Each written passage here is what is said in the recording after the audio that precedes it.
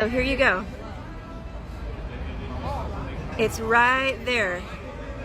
Flat Earth as described by Californication lyrics. Now you're going to want to make sure that you pause a lot and read a lot. And with that, you're going to want to make sure that you think for yourself. If you want to get even further, toward the end of this video, it's all about our genes. I am reading from a source about how science is rooted in the occult. So look or don't look, but after this conversation is over. Okay, I've done my part. I could give a rat's butthole if you believe me, but now you know where it is. And for my followers, I also could care less if you believe me, because this started out with a prophetic dream, and then it was confirmed multiple times. I love you guys, I love everyone, but I'm not here to please everyone. This video that I put together years ago goes into the very early science, and it explains the Masonic masters and why they did what they did, and the early consensus and how they made things up before they'd ever been anywhere. And just keep in mind, never in the history of time has it been proven that we're spinning on a globe Earth. Never has it been proven that gravity is holding us here, ever. So regardless of how you feel about it, that's just how you feel about it. It's still opinion. And once people wake up to this, the whole world opens up. Then it's easier to recognize demonic lyric. Thanks.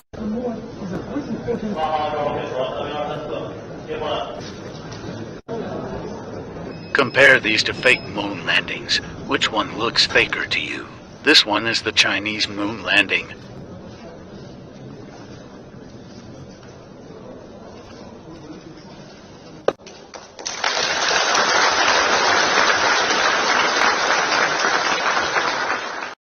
And this one, it's the Indian moon landing.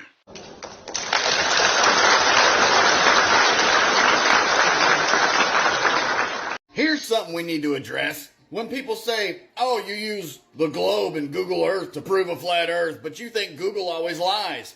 That's the point. Google and Google Earth is going to line up with the narrative that you've been given. So we use this to show that it does not match up with real life observation. So this is the opposite of what we believe in.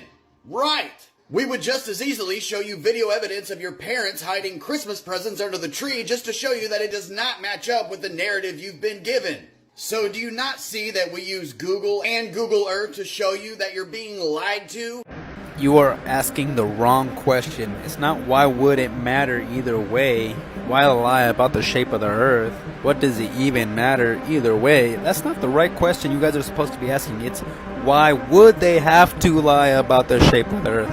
What do the powers that be lose by lying about the reality that we live in? See, the world is not the way it is about money, power, corruption, wars. It's not the way it is because of the evil in the world. No, it's because of good people allowing it to happen. Good people that lost the faith in God, in truth, and allowed this evil to rule over them. This is why the truth matters. Absolute truth matters. We allowed the evil to happen. All right, real quick history lesson. If you believe in the round spinning ball earth, you believe that because of religion. You have faith. You have faith because you've never seen that. You've never seen a ball. You've never seen the earth as a sphere as it spins. You've never seen that. You take it in faith because of religion. The religion is called Jewish mysticism, Kabbalah. And that was brought to us by Copernicus and Newton in the 1500s or so. And in 500 BC, Pythagoras. All three of those guys brought to you the spinning ball earth, a sphere. It's a religion, Jewish mysticism, the Kabbalah. In the Kabbalah, it states that the earth is a ball. So if you believe the earth is a round spinning ball, you have faith. You have a lot of faith.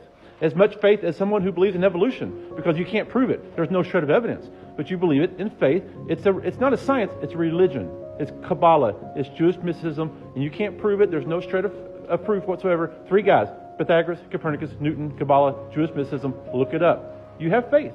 You believe in a religion. Thanks. Hey, so you flat earthers looking for some confirmation? Just pay attention how they talk about the eclipse. How it passes over passes over? You mean we don't cross over the sun? It passes over us? Yeah, that's what I thought. It seems like the sun was turned off momentarily during one of NASA's space missions. Hi guys, I'm a flat earther. You need to understand what the difference between fact and fiction. For example, when you see sun rays, you understand that the earth is not a globe, the earth is flat. If the earth were a globe, the sun rays would look like this. But the sun is smaller and closer than you think. The earth is flat. The sun and the moon is closer and smaller than you think. The planet is smaller and closer than you think. The earth is not a planet. The earth is a kingdom. There's a dome that covers the earth. And there's nothing and no one that can live here. The earth is flat. 2013 edition of a Brazilian almanac. It has the flat earth map on its cover, truth in plain sight. The horizon is an optical illusion because the earth is flat. The Earth is 100% flat, and here's why. When you look out at the horizon, it appears straight, not curved. Wouldn't a curved Earth mean a curved horizon? And there are no genuine photos of the entire Earth from space. They're all CGI or manipulated in some way. And objects fall due to other forces, not some invisible gravitational pull. And look at any body of water, like oceans or lakes, they appear flat. If the Earth was curved, then wouldn't there be a visible curve to the water? Alright, thanks for the 20. I have a very close friend who's one of our country's top pilots, trains countless military pilots. You'd be shocked how many elite pilots and many others in aviation are closet flat earthers. Yeah. I have heard that. Yeah. You ask any pilot you know that.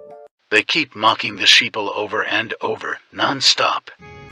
That's one small step for man, one giant... Cut! Let's reset, people. We're live TV. Keep it going. Just shoot the ground. All right, get him back to one. Guys, we have just landed on the moon. Let's go. Does anyone else find this weird? When they launch these rockets, the trajectory on these rockets never goes straight up. They always curve every single launch. I think I know why. But let's just see what the Bible has to say. We're in the book of Genesis, chapter 1, verse 7. And God made the firmament and divided the waters which were under the firmament from the waters which were above the firmament, and it was so. The book of Job even tells us what the firmament's like. Verse 18, Hast thou with them spread out the sky which is strong and as molten looking glass? Now let's take a look at the book of Amos, chapter 9, verse 6. It is he who builds his upper chambers in the heavens, and has he established his vaulted dome over the earth.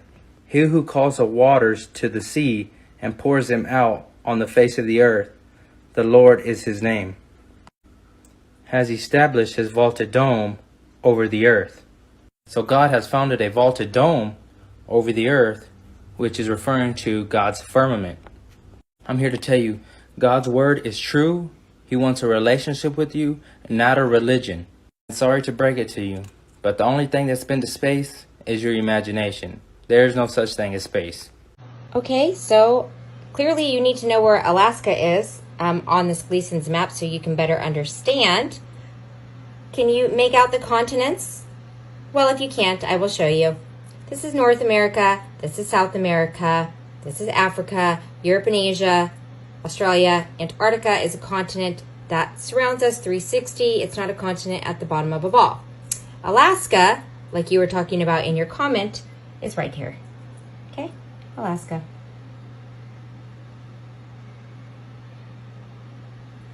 Alaska, can you see that? Boop, right there. Hope that answers your question or helps you better with your statement to understand how this map works. There is no edge. Do you know what else Hunger Games exposed? Which completely makes sense to me. So I very much believe in flat earth. And I believe of the firmament above us that keep us enclosed. So nothing can get in, nothing can get out. And I believe these stars and the wandering planets, the stars and celestials, they all have a certain set movement, and they act kind of like a magnetic clock. And in certain alignments or certain signs in the celestials, they signify certain times or certain fates. So in a way, I do think it's a clock. And all beliefs point down to a end time. Some beliefs point down to several end times, with one final end time, like the Aztec belief of the 5 suns, the Great Resets, and the stars move around us annually in a set position, and the only ones that wander are the planets, and these are known as the wandering stars in a lot of belief. And they all move round like a clock, and they establish time like a clock. In fact, the constellation of the Pleiades was actually used as an ancient calendar before we kind of invented time. And they used to use the positioning of the Pleiades to bring in things like the New Year, Halloween, the time for sowing seeds in spring. Our ancestors basically used to use the stars as a clock, and they used to be very knowledgeable. They used to watch for the signs and the changes that would signal happenings. And this is all lost knowledge now. And the only kind of use that we have for the stars are things like horoscopes, which are bullshit. In my opinion, they're a cover-up for the true fates that can be read in the skies if you knew how to read them. Like I said, it's a clock. A very sophisticated clock.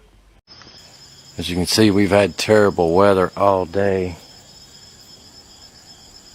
It's been in and out behind these clouds, but you can see it just a little bit here.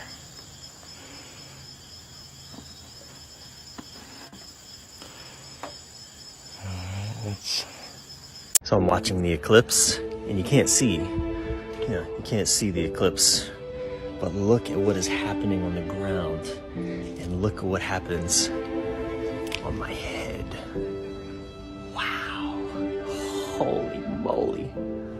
That is the eclipse shining through the trees. Oh my god, that is so cool. Wow. Wow. God. It's the eclipse.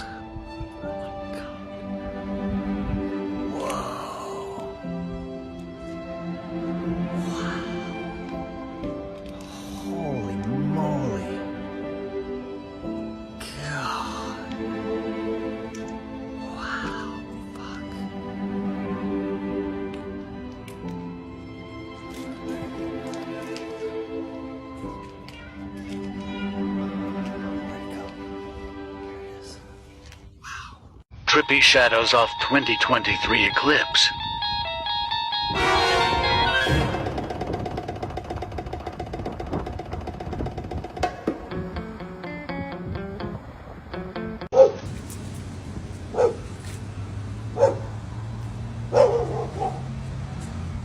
Is this part of the eclipse? I don't know. It could be. Looks strange. I've never seen it before.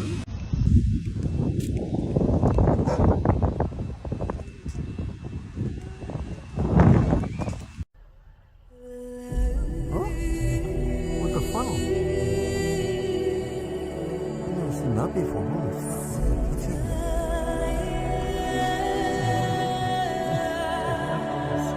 What's in there? What the hell? That wasn't there before. Why is it flashing up there? What is this? This is... Holy frick ball. What the hell?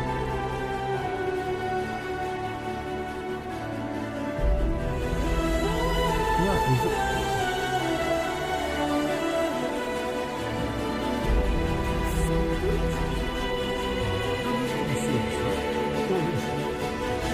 Well, I've never caught it like this before. Why does it flip like there's a radio antenna up here? What the hell? Looks like a honeycomb or something. What the hell? This is totally... Oh wow, this is beautiful.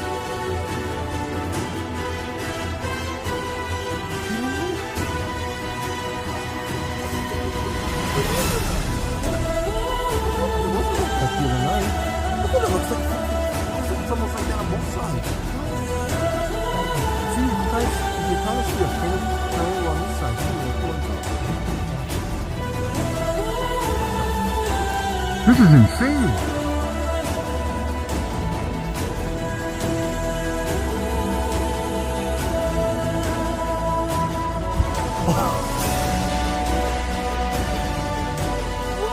What's going on here?